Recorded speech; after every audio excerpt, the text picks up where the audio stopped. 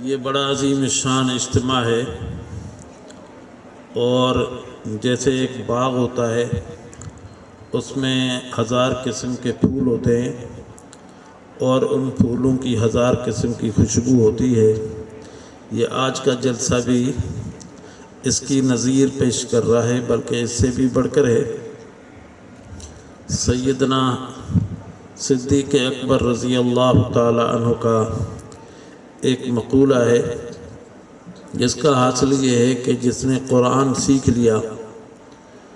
اب قرآن سیکھنا اس میں ہر بات آ گئی، قرآن سے متعلق بے شمار شعبے ہیں، اس میں تلاوت بھی آ گئی، تجوید بھی آ گئی، اس کا فہم بھی آ گیا، اس کی تفسیر بھی آ گئی۔ تو فرمایا کہ جس نے قرآن سیکھ لیا،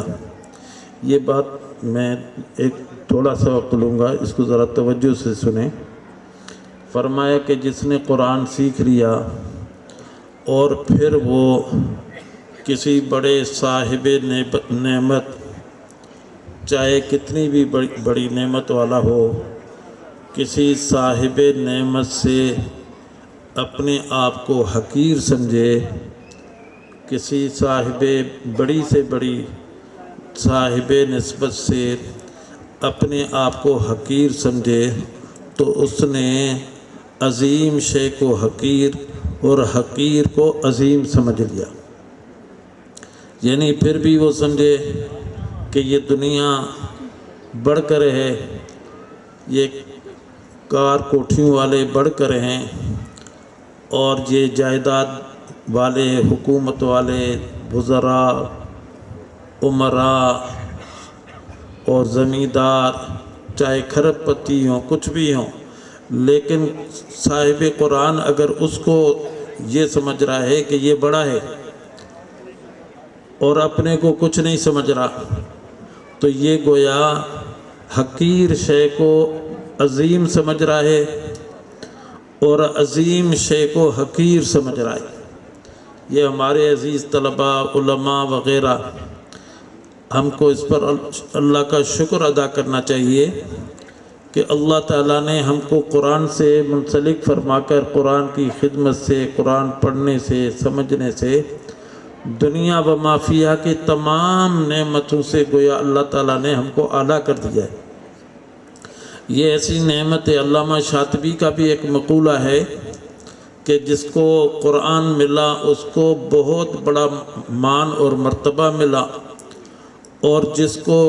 جس نے حدیث یاد کی اس نے استدلال پایا، اور جس نے فقہ کو سمجھ لیا اس کو اس کی صلاحیت اجاگر ہو گئی۔ تو میرے دوستو، یہ مدارس جو ہوتے ہیں اس طرح کے موتی، یاقوت، لال، مرجان اور اس طرح کے عظیم چیزیں پیدا کر رہے ہیں۔ 4 دیواری کے اندر پوچھیں تنخواہ کتنی تو برائے نام بتلائیں گے، لیکن ان کے سینوں میں جو قرآن ہے وہ ایسی دولت ہے کہ دنیا و ما فیہا اس کا مقابلہ نہیں کر سکتی۔ اسی وجہ سے دشمن جو ہے اس کی نظر بھی ان مدارس پر ہے کہ اگر مدارس مٹ جائیں تو ہمارا کام آسان ہو جائے گا۔ ساری توجہ، سارا زور ان کا ہے کہ مدارس کمزور ہوں، ضعیف ہوں، مختلف طریقوں سے، مختلف حربوں سے پریشان کرتے ہیں مدرسوں کو۔ اب دیکھیے اس سال وفاق المدارس کے تحت صرف شعبہ گردان میں وہ بھی صرف اپنے ایک ہی بورڈ کے تحت وفاق المدارس العربیہ امتحان دینے والے 75,000 حفاظ اور حافظات ہیں۔ 75,000 آپ اندازہ کریں، اور بھی اس کے علاوہ ہیں، اور 1 سال کی یہ پونجی ہے۔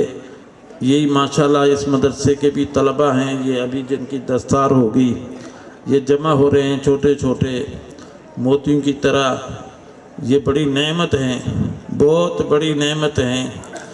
ملک کے لیے، شہر کے لیے، علاقے کے لیے،